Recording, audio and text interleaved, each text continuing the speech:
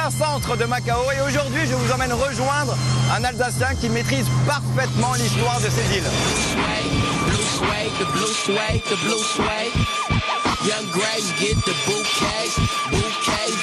Comment vas-tu? Très bien, et toi? Merci d'être venu.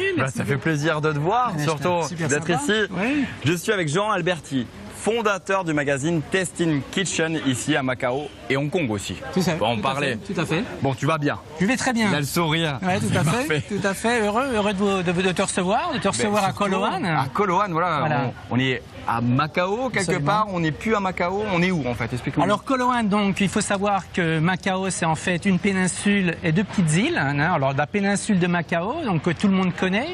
Et ensuite, tu as Taipa, qui est une île entre Macao et Coloane. Et bien sûr, Coloane, où nous sommes aujourd'hui, qui est un petit peu l'âme de Macao, ce qui reste un petit peu de Macao, un village typiquement portugais et qui a été établi il y a 600 ans. Qu'on se rende bien compte de la grandeur, en tout cas, de ce tout petit bout de terre, parce que ça fait combien de kilomètres? 27 km². 27 km².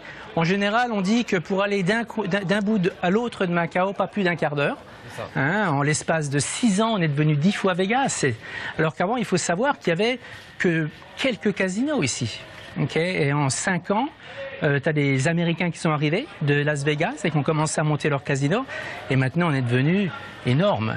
Donc il y a des gens qui sont très atypiques et dans notre métier, dans le métier de la restauration, il y a aussi des grands chefs qui sont venus s'installer ici, des pâtissiers, des boulangers. Hein, il y a vraiment eu une attraction sur ce tout petit bout de terrain à côté de la Chine. Donc c'est ça qui est très intéressant.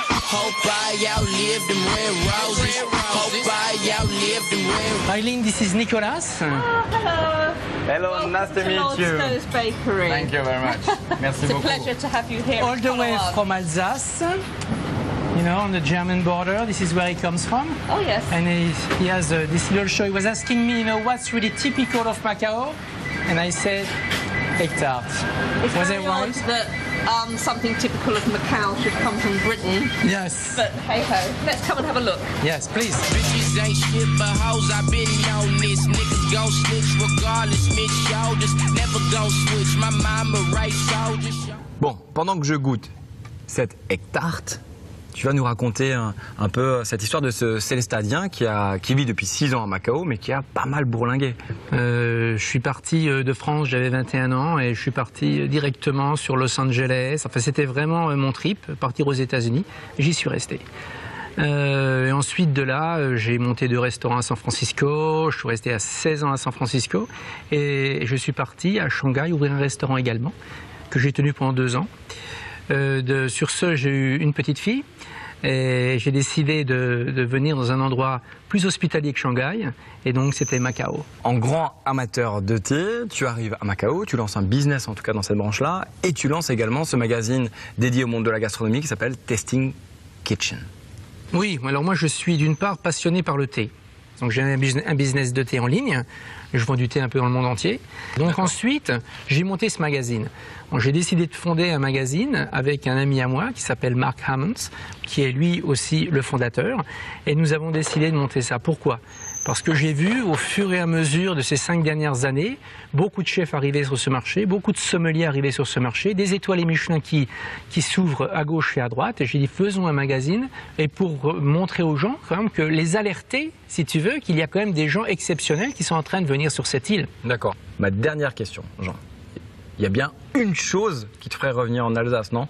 Tu sais, je veux te dire, j'étais en Alsace, ça fait quelques semaines en fait, je suis allé visiter mes parents et j'ai été complètement recharmé, si tu veux, par ces petits villages alsaciens, par la nourriture qui est excellente et par, j'allais dire, par l'excellence des gens et des Alsaciens. Et tu sais, il y a comme une rigueur, il y a une tradition qui se perpétue et je pense que vraiment les Alsaciens ont réussi à faire ça, non seulement en Alsace mais à travers le monde, parce qu'il y a des Alsaciens partout dans le monde. Exactement. Jean, un grand merci. Franchement, c'était une journée fabuleuse. On a pris plein les yeux. Écoutez, j'étais ravi de vous avoir. Revenez nous voir bientôt. Pour voir l'évolution, en tout cas, de Macao. Absolument, absolument. Donc, ne tardez pas trop, parce qu'ici, ça bouge très vite. Ça va très vite, on l'a vu. Porte-toi bien, surtout. Merci. Et je te laisse rentrer chez toi. Hein. Absolument. Salut. Ok, à bientôt. Qu'est-ce que j'ai foutu de mes clés ?